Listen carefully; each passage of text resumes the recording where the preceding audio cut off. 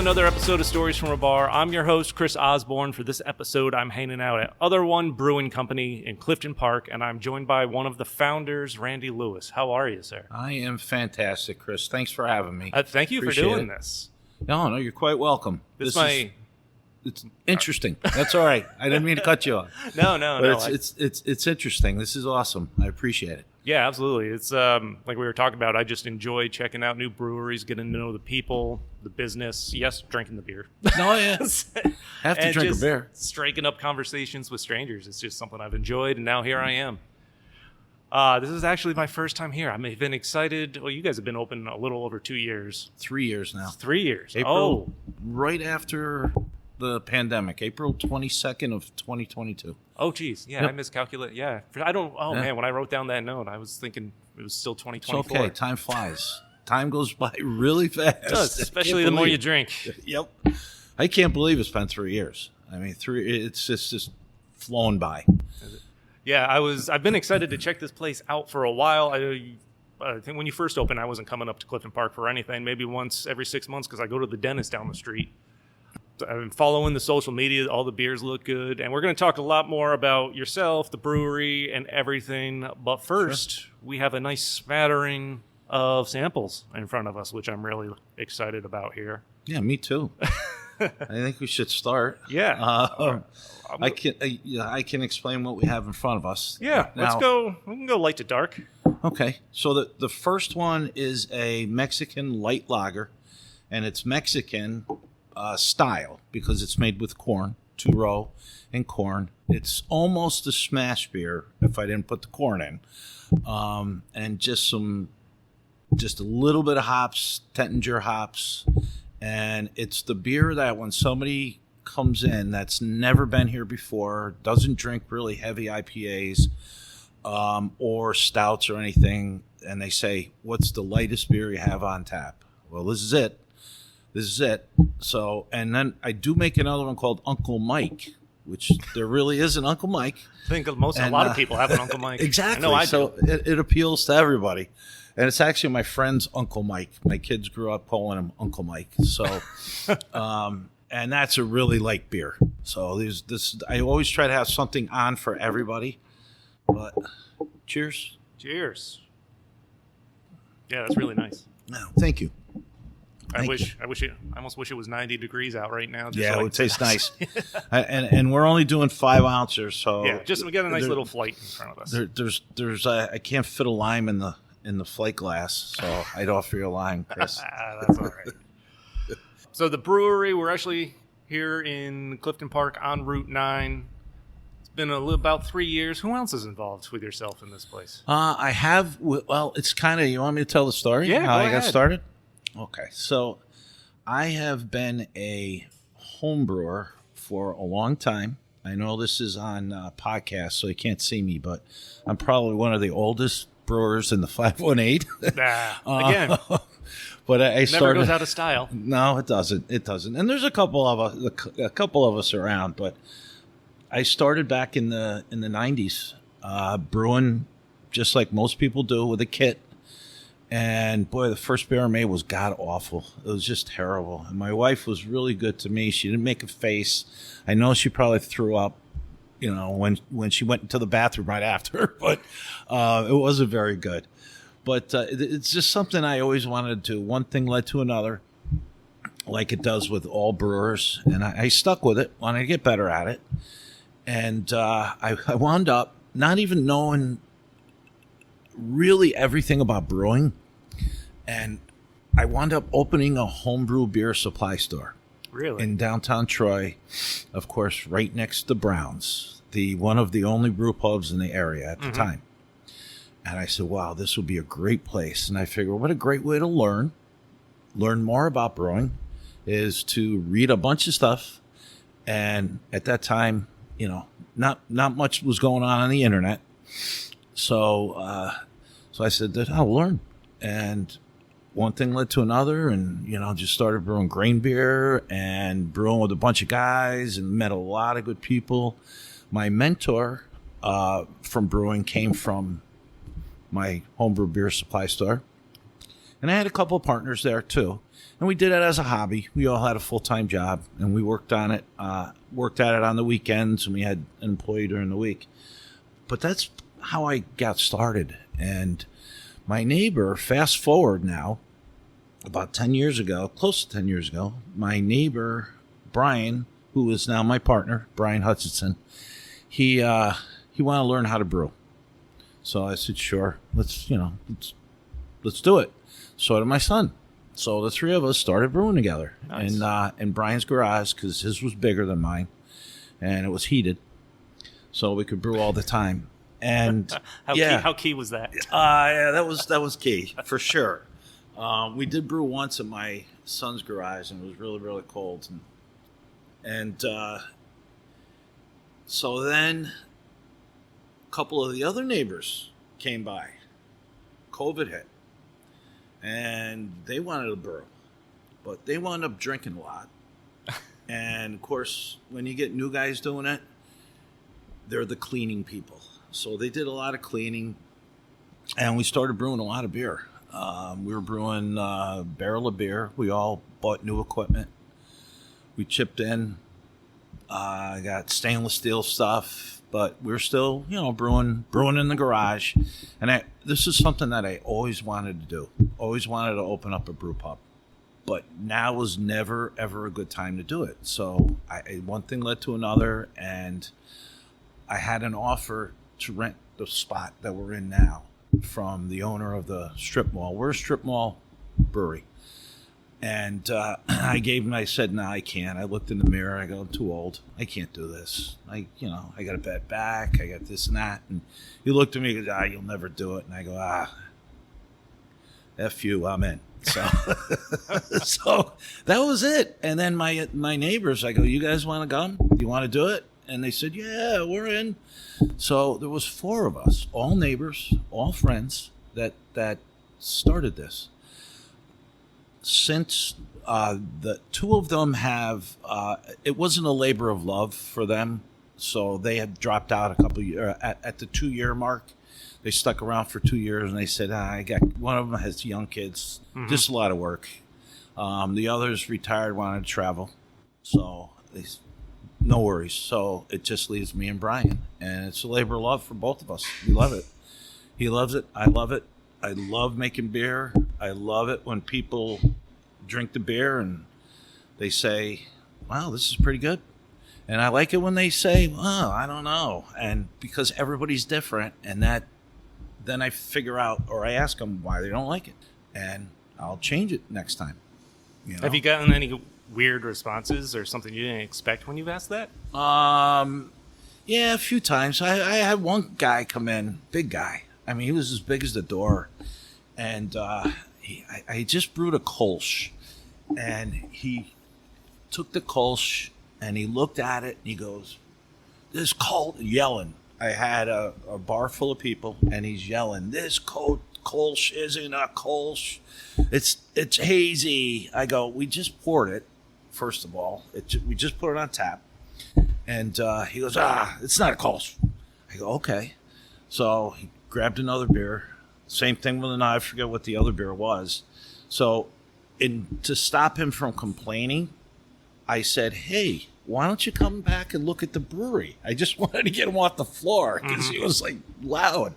And he wasn't liking the beer. And then I found out he owned a brewery. Yep. He owned a brewery. His Kolsch was the best Kolsch anybody can ever make. Of course. And he talked to me. I said, well, how do you get it clear? And he gave me some tips on how to get the beer clear. He was my bud. After that, he was great. He really liked the Kolsch. You get characters. You get some different people. But I also found out he was closing the brewery because he didn't get any business. So it was kind of a strange encounter. And he was from Virginia, and I guess he made the best mead. He told me, but he made mead and beer, but the beer he was closing. So I didn't take too much stock into what he said, but That's fair. Yeah, you talked about opening a homebrew store in Troy. You opened this place in Clifton Park. Sounds like you guys are all local people. Yep. Born and raised in the area. Yeah. I'm from Troy, actually, Lansingburg area. Okay. And I moved up to Clifton Park back in 1992. So wow. I've been here for 33 years. Jeez. So I have 3 kids. You've seen a lot of development in that time. Oh, God, yeah. Absolutely. And, it's good because I don't mind the development because it kept the taxes down. Really? So, yeah, no development, we're going to have to pay more tax. So, it's some days you can't move around in Clifton Park. Mm-hmm. It's tough. Oh, yeah. Especially you hit it at the wrong time. Yeah. Well, that is an interesting. I mean, you referenced being in a strip mall, yes, but the amount of traffic that comes through and sees this place. Oh, yeah. How are the crowds that are coming in? Oh, sometimes you can't find a parking spot, which is good but bad. Mm-hmm. We have other businesses in the strip mall that we complement each other.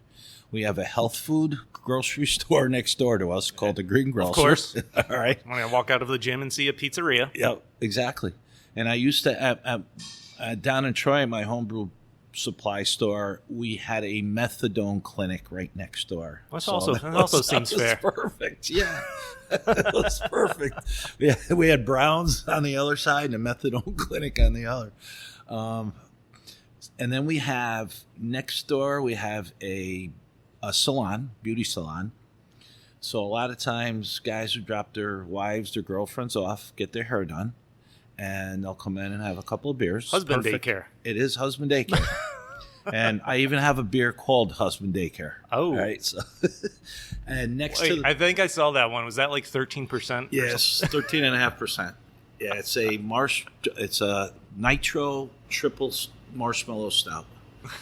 And it's still kicking around. That'll teach the wife for dropping their husband off. Exactly. Next to them, we have a nail salon, which is perfect. And nails take a couple hours to get done, so the guys are in here for a few hours, which is pretty good. And then we have a authentic Mexican taco grocery store. I saw that.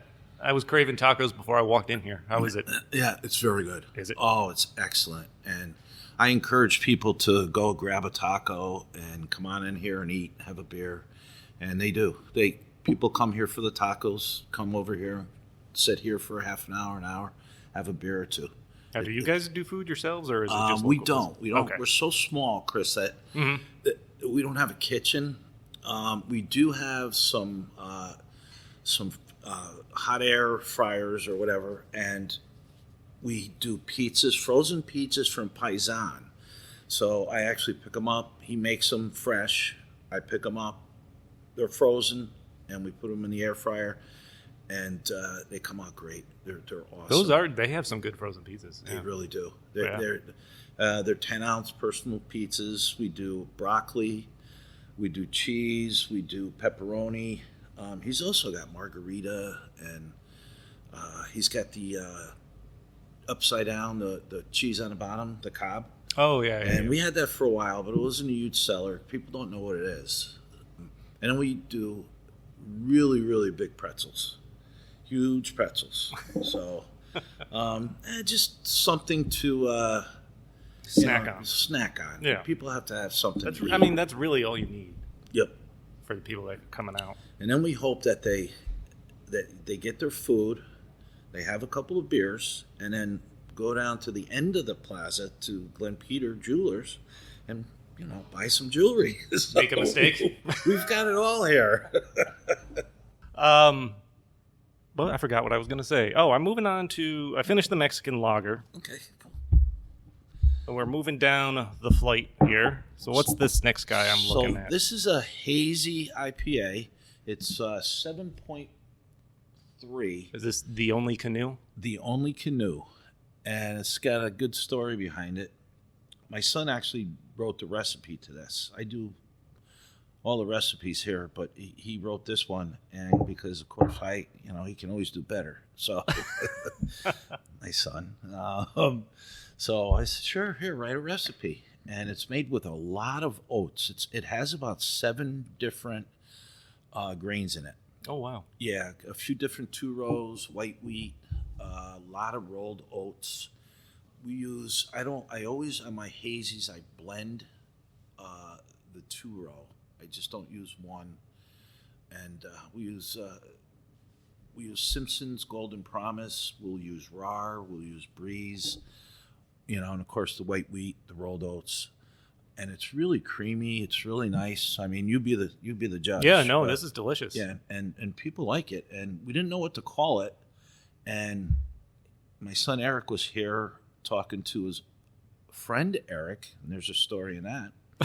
I got good stories. That's why we're called the Other One. Oh, yes, because I'm, of course, going to ask about the name at some point. My granddaughter would call her uncle Eric, and his friend Eric, Other One. So I'm Papa, her other grandfather, Papa Other One.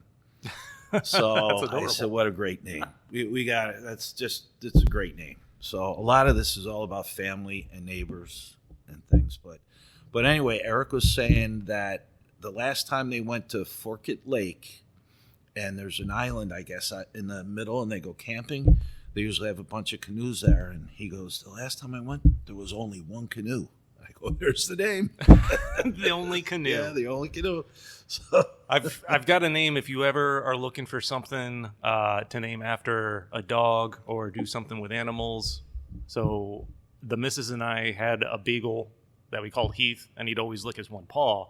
And then we started calling him the Filthy Paw. I'm like, something's got to be named the Filthy Paw. I love it, Chris. I'll use that. A lot of the names come from our customers. The Filthy Paw. The Filthy Paw. It's got to be a dark beer. It does. It's got to be a brown ale or something. I think it's good with brown. I veer away from stouts. I don't know. I've just never been able to get that into them. I try them all the time. Yeah. Waiting to find one that I could drink this.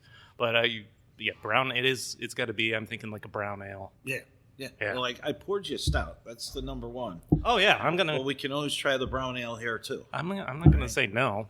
All right, you got it. So you guys have. It's not a huge space, but you guys have really built a nice little spot here. But you're doing your brewing in the back and the tap rooms in the front, so it is all on one location. Yeah, everything's done here. What was it like trying once you decided on this location, designing this place and? We all kind of pretty much chipped in. I had an idea for the place. I go to a lot of breweries all the time, being a home brewer, and that's all I ever do is go to breweries. When I'm out somewhere, traveling or whatever, go to breweries. For me, they're just unique places to see. Exactly, and people are always friendly. Yeah, they're always willing to talk to you. The owners. They love to talk, the brewers, and I always find myself gravitating to the brewers and the owners. And it works for me because then I just sit here and drink. Yeah, exactly. It's fun. So we it took us a while to build it out, but I had an idea, and it's hard. It's hard with 4 people because not everybody had the same idea, and not everybody had the same vision. We didn't argue. And, I learned a long time ago, everybody has to have some wins. So some of this is what our other 2 partners put into it, their visions. As soon as they left, I changed them. No, I'm kidding. And what Brian... I mean, before they even got out the door almost. Yeah. Brian's real handy. He did most of the building here. Oh, awesome. Yeah, he put the bar together. He put the... what you see, all the cabinets. He did a lot of the heavy stuff, and except for the floors, we had somebody come in and do the floors, and we had an electrician. Obviously, we had to get a certified electrician to put the panel in and electric. We have an electric brew house, so we had to get the. But everything else we all did, and he's the mastermind behind all that stuff. Was there? You talked about going to a lot of breweries. Did you pull any inspiration from all those to try to go into designing this place? Were you going for a certain kind of vibe? Because this is like a nice little chill hangout type. That's exactly what I wanted to do. I wanted to go to not a bar look, not a pool table, or one of our partners wanted to put a jukebox and I didn't even want TVs, Mm-hmm. but thank God I have them. But I just want. I understand that though, because they can Yeah. take up a lot of room, or they can be pretty distracting. If it's Yeah. more of a community type space, and Yep. you want people to, get to know each other and chat. But at the same time, it's good to have some small ones around or something to have. Yeah. Big events We on. had to. We Yeah. had to. But that was my idea, is just to have people come in and chat and talk and get to know each other. So we put the TVs on, and it's always on sports, whatever. And in fact, if anybody's listened to this and you're a big lacrosse fan, we will always have the PLL or college lacrosse on every weekend. And The there's lacrosse no other place. bars, yeah. There's no other places, tap rooms that that I know of that have lacrosse on all the time. So, and we have people come here just to watch Really? lacrosse games. Yeah.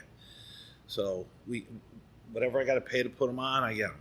I'll pay it. But I'm a big lacrosse fan. But yeah, my look was kind of like the retro New York City, not New York City, but not sterile place. Mm-hmm. We have the aluminum on the, it's roofing on the metal roofing on the walls. It makes a nice background. I do like that. Yeah, it does, and it looks clean. We painted the ceiling. The ceiling it was drop ceiling. We took all that down. We put the trunk in here. I mean, you go to some breweries, you'll see kind of the same look. Mm-hmm. Where the heck was I? Oh, I stopped at the other one up the street. It's always the other one. I don't know if I should say it. I did stop at Treehouse. And, I mean, they got the dark black ceiling and the... I will say, I was there, I stopped in there I've been there twice. The first time I went when they were just doing the cans for pickup, and I got some cans. And then I've been there once to kind of, with my cousin a couple weekends ago to check, the tap room's open. I'm curious, I want to see it. Mm-hmm. Huge. That place is huge, Yeah, and it's beautiful. But when I walked in, you walk in, you go straight into the beer line. I got there at like 1:45 on a Saturday. I already knew it was going to be busy. But what I don't understand is they have your beer line intersect with their pizza line and the line for the table with cans. I'm like, this is kind of a clusterfuck. Yeah, it is. It is. And I was able to get in and get a beer in about 10 minutes because the line was actually short when I walked in. The pizza line was actually longer. But then my cousin came 15 minutes later. It took him a little longer. And by the time we were done with our first beer, it's 30 people out the door. I'm like, oh, wow. Let's go somewhere else. Yeah. And that's a detriment, I think. It's kind of stand in this line and hurry up and wait, and then pay for your beer and stand in this line and wait. Yeah, and because stand in you that got to line. buy 2 beers at a time pretty much. Yeah, but boy, you know what? Their beer's really good. And it is, and they're just gonna kicking make a boatload of money God. for sure. But They're kicking butt. They really are. if I go back, it's going to be when they open on a weekday. Yeah, that's the best time. Yeah, right when they open, like at 12:30. Saturday at 3:00 or 4:00, forget it. And especially if there's something going on at SPAC, it could be difficult to get in there. So when you were designing this place, putting this place together, what were some of the biggest challenges for you to get this place up and running? The biggest challenge was fitting a brewing system into here. 36-inch doors. That's it. And I was going to take the glass out in the front. So we had to get something that would fit into the front. I think the front door is bigger, but the other doors back here are 36-inch. So I looked around, and I found some what we needed. I went with and we're only a 2-barrel beer. That's all we do. 2-barrel brew house. We have 3 2-barrel fermenters, and now we have 2 4.5 or 3.5. We get 4 out of it barrel fermenters, but the big ones are called tall boys because they're taller than they are wider. Okay. So we could get them through the door. They actually make them for... That makes sense. Oh, yeah. I was looking for things that we could stack. You go to the craft beer conference and, they have them. like kind of washers and dryers. They stack on top of each other and things. And, we're talking maybe we put them in the air. And I'm like, oh, no. Logistically, that doesn't sound super fun. No. But ceilings are really big here. But how are we going to get up there and brew, especially carry a bag of grain? But that was our biggest challenge. The town of Halfmoon, and I always say Halfmoon, not Clifton Park, because... Yeah, I immediately get confused on where the line is. So is your address actually Halfmoon? It's actually Halfmoon. Across the street and down further is Clifton Park. Yeah. I live off Exit 8. I'm in Clifton Park. Yeah, it's a little confusing here. But when I went in front of the town and, got their permit and their blessings and everything, they were really good. They were excellent. They said, listen, just tell everybody you're from Halfmoon.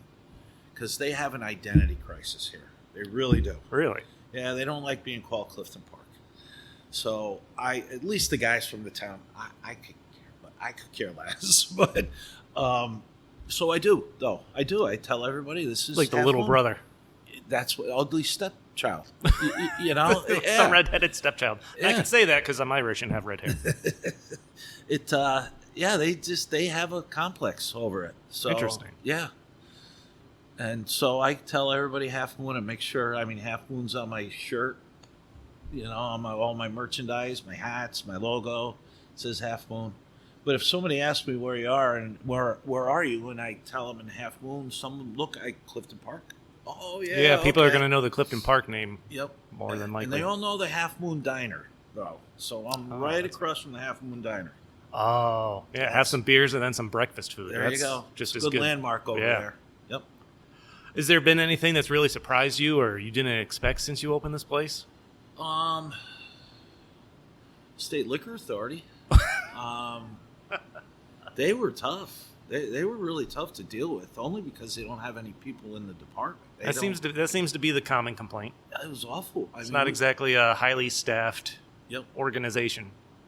No, and it's too bad. I guess the cannabis department is pretty fully stacked now. Oh, it's exploded. I'm kind of waiting because that's been legal in New York now for I don't even know how long, at least a year. At least a year. Yeah, it's got to be a year. And those places are popping up all over the place faster than anything I've ever seen pop up. There's got to be a bubble burst at some point. Yeah, I would think. And I think the breweries have slowed down a little bit. I think they have because unfortunately I have seen some that have ended up having to close. Yep. And that's too bad. We're kind of the cannabis industry and the dispensaries, they're all over the place. But, a few years ago, I was part of that bubble. I opened up and since I opened, I know of 6 or 7 of them opened locally around here in the last 3 short years. Mm-hmm. So, but we had to build this place out, have it look pretty much like this, before we could get approval from the SLA, it's a backwards. So you basically have to be ready to go. Yep. Yeah. You got a turnkey, and I had to have glasses, and I have to stage everything. You got to send them pictures because they're too short staffed to come in. They're not going to take a picture. They're not going to look. So you got to send them pictures, and you just have to wait. You got to hurry up and wait. Mm-hmm. And it was 9 months. 9 months. We started in November. We got our approval in March and didn't open until April. So it was almost we started in September with the applications and everything. So it was 9 months. Wow. Yeah. And then we start, and what we did between when we were all done in like January, the end of January, just brewed a lot of beer. I've gotten similar stories to other places I've talked to. Just you have nothing to do in that time. Yeah. So you're just so they would brew, and then they'd open with a bunch of beer, a ridiculous amount of things on tap. Yeah, and we drank a lot, and we even named a beer. It was a hazy. We named it, and then you're done because we didn't know what to do. That should be the 13% beer and the last one. And then you're done. You're finished. That's the nightcap right there. You are finished. Speaking of beers, we're moving on to number 3 here, which I'm excited about because I haven't had one of these in a couple months. And it sounds like it came about by mistake. Yeah, it kind of did. Your October, it's June 9th. Early June, June 9th, and we have some Oktoberfest. Yeah, and we do brew Oktoberfest. And ooh, that's nice. Usually, thank you. It's nice and malty. I like Oktoberfests that are malty, not thin. Yep. And there's a lot of crystal malt caramel in here. It's not overly, high in alcohol. I think it's 5.5 or whatever it is. That's kind of 5.2. Yeah, that's kind of the sweet spot for those. Yeah. Exactly. I just can't have 9% beers. Some places can. They get a younger crowd. I get a mixed crowd, but they tend to be 40s and 50s. Treehouses. Those are all slow sipping beers almost. I think Fidens too has a lot of those. Yeah, they do, and they're good too. Yeah, they're good. Excellent. But I'm good guys down there. So this one, my partner Brian does, and he does a great job. He comes in a little bit earlier than I do on brew days, which are Saturdays and Sundays. We both hold down a full-time job, and I give him the recipes, and he gets everything together. He gets the water going, and we help each other out. And I gave him the recipe to brew a beer called Werner's 1884. There was a German brewery here in Halfmoon on Werner Road, and it burned down in 1884. So I figured I'll give him a tribute. And it's a really good German lager. And Brian decided he was going to brew an Oktoberfest. Maybe it was an accident. Maybe it wasn't an accident. I don't know. He totally dismissed the recipe and came out here and found the Oktoberfest. If he's listening, he can come out and say something. But it was pretty funny. So I said, "Oh man, no worries. We'll just, I'll throw a party, halfway to Oktoberfest party." Perfect. And I'll tell you what, people love it. They actually, we put it. My daughter does her social media, and she put it up online and on Facebook and Instagram, and we have people coming in looking for it. That's because you're not going to find this. You can't find it. I know. Now. And it was a good mistake. It was. I love that idea. The halfway to Oktoberfest, just brew enough for like a good week or two. Yep, that's it. And then let it go again until October. Yeah, that's brilliant. Yeah, it's only been on 3 weeks. I think 3 weeks. We've already gone through a half keg. We're on our second. We only brew 4 half kegs because we're 2 barrels. Mm-hmm. So we brew 4 half kegs, and we'll be out of it pretty soon. So if you're listening to this and you like Oktoberfest, stop down. Yeah, get your ass over here. Yeah, really. I remember going. My birthday's July 24th, and I remember going out once when I'm at restaurants or something like Sam Seasonal is kind of what I usually go for. I enjoy the Sam Seasonal. Yeah, me too. And sure. I ordered a summer ale on July 24th, and we just tapped the Oktoberfest. I'm like, really? Yeah, I know. It's tough. It's getting earlier and earlier each year almost. You talked about you've been brewing for decades, essentially. Yeah. But what initially got you interested in trying home brewing and getting into it? I just liked good beer, and I'm just not a Coors Light or nothing wrong with those. I'm not people like them, but I can't drink those. The best beer out there at the time was Sam Adams or Saranac, and they're good beer, but I just always liked to. There was a brewery in Albany around the same time called Newman's. And Newman's made a great amber beer, and you can get it in a bag. I think you got like beer bag, 3 gallons beer bag. I'm intrigued. Yeah, it was pretty cool. So I go # beer bag. That's how I'm going to build this now. Yeah. And you look up there. There's an old beer ball hanging from the ceiling. I see that. So I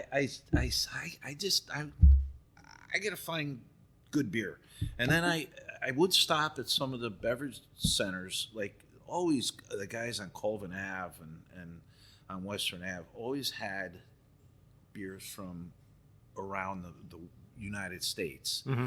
They were, to me, they were the first ones that started, doing microbreweries from around that you can't, no one other beverage mart would sell it. Yeah. So I would try those, and they were good. And I just got hooked on microbeers, and so that's why it's, you know what, I want to try to make my own beer, and I did, and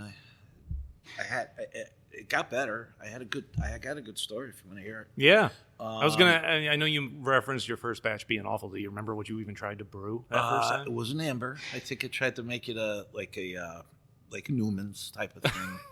Oh yeah, it was not good. It was not good at all. And some of the beer I brew now is not good. No, it's all good. But I'm fast forward. I'm at the beer store, brewery, or the homebrew supply store, and we had some ingredients that were laying around for a while. Mm-hmm. So I said, I think I'll just take some of the old stuff and I'll make a barley wine. So I made a barley wine, just 5 gallons in a pail, and it was really, really vigorously fermenting.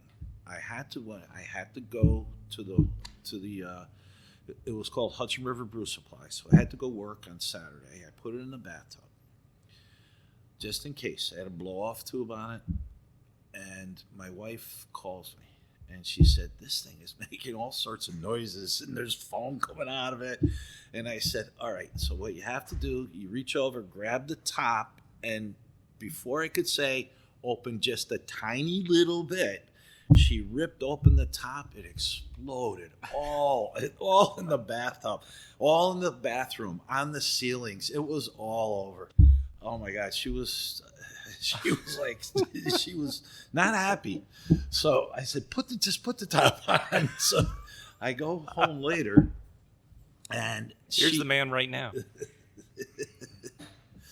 So I a grommet from the top of the lid fell into the beer. Barley wine, can't see it. I told her not to call me. Yeah, that's fine. I swear to God, I told. You could turn it. No, we're good. I didn't even stop it. Oh, you might want to cut that out. Nah. So anyway, that's more work for that was me. perfect timing. There's my wife. She knew you were talking about her. Yeah. So I said, what the hell? I think I had a few beers in me. So I put my whole hand in the thing. Found the grommet. When I did that, I didn't take my watch off. Oh. My watch fell into the beer too. Oh. So I got to put my hand back in, grab the watch. So I go, oh well, here's some shitty beer. It doesn't matter, What the heck? Put the top on, fermented it out, tasted it. When it was done, a few weeks later, and I said, wow, this is really, really good. Surprisingly this delicious. Is really good beer. and you can really taste that Casio. I entered into a competition, a homebrew competition. And I took first place in the category with it. Yeah. They didn't know I had my arm in there. Now I'm concerned about the beer I'm drinking. No, it's all good. It's all good. Oh, boy. Here's an interesting question. So it sounds like the creation of this place was almost just timing. You got offered the lease on this place. You were interested in it. You really got... COVID, you really got more into the idea during COVID? I did, more and more. So if COVID doesn't happen and life kind of stays the same, do you think you're sitting here this number of years later with this place? That's a great question, Chris, because you know what? Probably not. I mean, because we got together and we were brewing every other weekend during COVID because there was nothing else to do. Mm-hmm. And the beer just kept getting better and better. We did, I can't tell you how many different variations of things we did. Our flagship hazy IPA called Sagilus came from Brian's garage. But Brian and I would talk about it before COVID. And probably not. That's what I want to say. But I'm glad I did. I'm glad I did. I'm not the type of guy that just can sit around and do nothing. And when I retire, I need a hobby. I'm not going to Florida. My grandkids are all here. So I'm staying here, and I need something that I can do. Yeah. Interesting. Well, we know how we came up with the name. But what about the logo? Because I enjoy the logo as well. It looks like just four friends hanging out, having a good time. Well, that's what I envisioned in this place. And my daughter found it. And she did a great job. And it really didn't represent the four of us. I don't think she found the logo because there was four of us and there's four people on that couch. Mm-hmm. I think she just grabbed the logo. And I said, that's a really cool logo. So people comment on it all the time. And then it morphed into that. And we actually even have it over there, and each one of us. Is that an autograph sign? Yeah, I like that. Yeah. A nice little personal touch there. So it is a good logo. And we have Sagilus, have a hashtag Sagilus Day. Sagilus is a hazy IPA. It's our flagship, 6.5%, and we do sell an awful lot. That's our biggest seller. Okay. And people like it because it's not 8%. They can have a couple and still get home safe. I enjoy hazy IPAs, but a lot of those are they're just up too there high. in percentage. I'm like one and done at best. So that word is a made-up word. Which my daughter, when she was around 2 or 3, she couldn't say the word fabulous. She would say Sagilus in place of fabulous. So she'd go, Mommy, don't I look, she'd dress up or whatever, don't I look Sagilus today? How old is she now? So I know how embarrassed she might be if she hears this. She's 33. And she works here on Friday nights. Oh, okay. So she's the Sagilus girl. Okay. Good to know. Now people can come in and tell her they've heard the story. Yep. Oh, yeah. And they do, and she's proud of it. I guess I would be too. Yeah, we have a lot of fun here. It's a type of place you come in, you feel comfortable. Mm-hmm. I try to make everybody comfortable, and you'll talk to the people next to you, and we all behind the bar will talk with you, and we can sense if you don't want to talk, you just want to hang out and have a beer, leave me the hell alone. That's okay too. We don't care. But it's kind of my mission statement is to create an atmosphere for the local community to come in, have good conversation, have good fun, and also drink some good beer. Yeah. And some of the freshest and tastiest beer and IPAs around. Cheers. That's my mission statement. Speaking of, I'm on to number 4 here, the stout. Sure.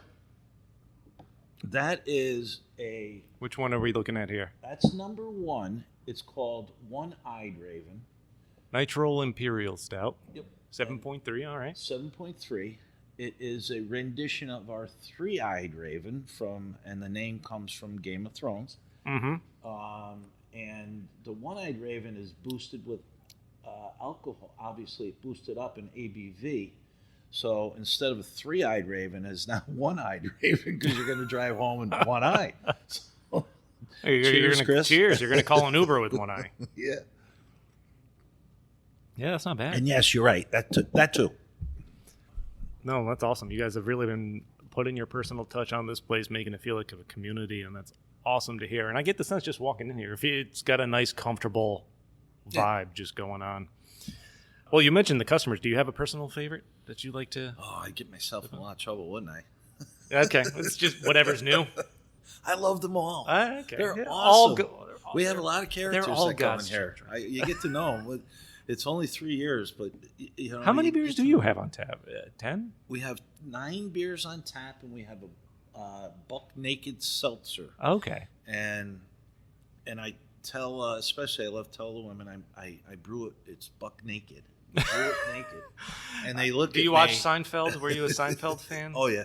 Yep. George's porn name. Yeah. Buck Naked. Is that where that came from, or is it just a coincidence? No, it's just a coincidence. But now that you mention it, I didn't even think about it until you just said that. That's what you should be telling people. Yeah. And they look at me. The women are like, "Oh, that's It's a probably Seinfeld bad reference. yeah, but naked means it's plain, and we have about a dozen different syrups over there that anything from strawberry to pina colada. Oh, that's pineapple. interesting. Okay. And they can mix and match them, so that way I don't have to brew all different flavors. It's a very small space here. Yeah. So we don't have a lot of walk-in cooler room either. So, but yeah, that's cool because it gives them kind of the variety without having to take up the space. Yep. And I try to brew something for everybody. And once in a while, if somebody finds something they don't want, but it's very rare. But you got your stout, you got a Marzen Oktoberfest, you got a Mexican lager. You got 3 hazies. Well, one just went off, but another one will come on. Scotty doesn't know. Everybody knows that, right? Yeah. But we do have a friend, Scott Simpson, who's a musician, plays here a lot. Even better. Yeah, and we tell Scotty doesn't know. So that's named after him, too. And then you're going to need a bigger boat, which is a West Coast IPA. We try to keep that on. At least one West Coast. Everybody likes hazies. It's like, you can't have just all hazy. You can't. You need a little variety there, yeah. And we do have older crowd that comes in, and a lot of them they want a stout. I have one guy comes in, he just nothing but stout year round. He'll have 2 beers, go home. It's perfect. Yeah. But they're always stouts. Interesting. Yeah. Just a couple questions to finish up here. What's your favorite thing about this place? I like the community. I like the people. It really is. I know it's like, kind of soapy or sappy, but I like it. I look forward to having people come in and I say their name. It's like cheers. Everybody says it's like cheers. And pour one out for George Wendt. Yeah, we should. Yeah, that's interesting. I know you went into the place kind of trying to establish that vibe. Would you say you've met your expectations? 100%. 100%. I just have to keep it that way, But we've never had an issue. People, like with anybody being overserved or being drunk or anything like that, no belligerent people. It's just not that. It's just this. The tap rooms and the brew pubs are not that type of community, But you go across the street to the bar over here, and there's a cop there all the time. Yeah. And it's just a fun, friendly atmosphere.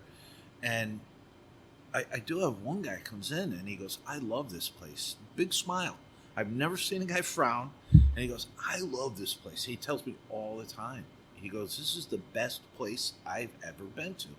And how's that make you feel when you hear that? It makes me feel great. It really does, that I accomplished what I set out to do. And I just want to bring the community together. Have some fun. Talk. You can tell I like to talk. Yeah, oh yeah. Again, works out well for me. Yeah, there you go. I'm the guy behind the bar. I mean, we have bartenders, but I'm always behind the bar too. I'm the face of the front. So, people come in, they want to feel special. They want to feel welcome. One more question to wrap things up. You guys have been here for a little over 3 years now. What is kind of your hopes for the future of this place? Well, right from the first year, probably the first 6 months, I need a bigger space. I need a bigger boat. I really do, because this place gets cranking sometimes. You can't fit anymore. And you guys are having events all the time, right? Live music, trivia. Live music, yep. Trivia every Wednesday. I am the trivia guy. I do the trivia. I do take bribes. So, we have music Fridays and Saturdays, Sundays now. I'll do music. I love to support the local musician. Local. We have a great local music scene. It's one of the reasons I do breweries and music with the podcast. Not just local, all over bands I like that I think are just should be out there, but local too for sure. We have an awesome scene. Yeah, we do. We really do. We have a nice issue of True Brew magazine right here, by the way. Yeah, with my buddy Eric. Yep, Eric and Bob from By Eye Brewing. Get down and see him. He just moved, and yeah, they moved really recently. Nice, yeah, right? really nice space. He just opened a new kitchen, and he's doing well. He's a good guy. So, possible bigger space in the future? Yeah, I think so. I have to retire from my other job first. I can't keep this up. My ultimate dream is to be part owner at least of something someday. We're silent owner, so I can come and go as I please. Come and have a beer and chat and leave. Yeah, pretty much. Like, then this is places for you. Yeah, I'm gonna have to.